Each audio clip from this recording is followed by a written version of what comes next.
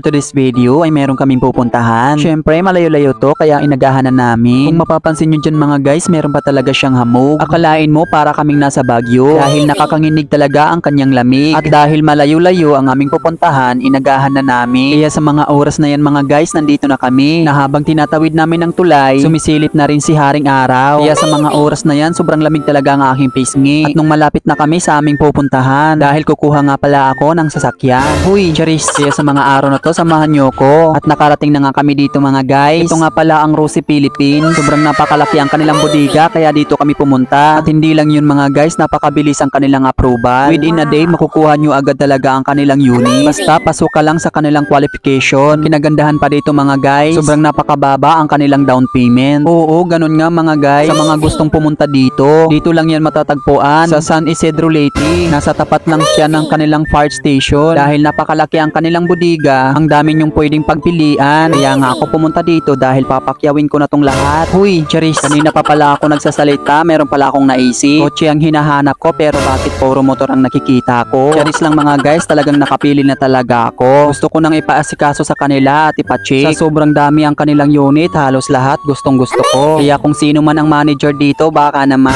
Huy, charis. At habang inaayos ang aking mga papilis, ay nag-iikot-ikot muna ako dito at nagtitingin-tingin. Sa mga magtatanong kung bakit talaga dito ako pumunta, wala ka na doon at anong pakialam mo. Huy, charis. Tulad ng sabi ko nga pala kanina mga guys, yun kung bakit talaga ako dito pumunta. Dahil ang totoo talaga niyan mga guys, wala talaga akong budget. Huy, charis. Kaya sa mga araw na to, 10 ang kukunin ko. Huy, charis. Habang inaayos nila ang aking unit, tinik ko muna ang mula porcelana kong muka. Syempre baka nag-expired na ang aking baritang sabon. Syempre bago tayo umalis dito, sinisiguro nila na maayos ang inyong unit. Grabe talaga ang laki ng kanilang bodega dito. Talagang marami pa talaga sa dulo. At syempre malapit nang matapos ang aking unit. At nai-excite na akong ilabas to. Kaya hanggang dito lang muna ang ating video mga guys. Maraming salamat sa inyong suporta at panonood. Hanggang sa muli.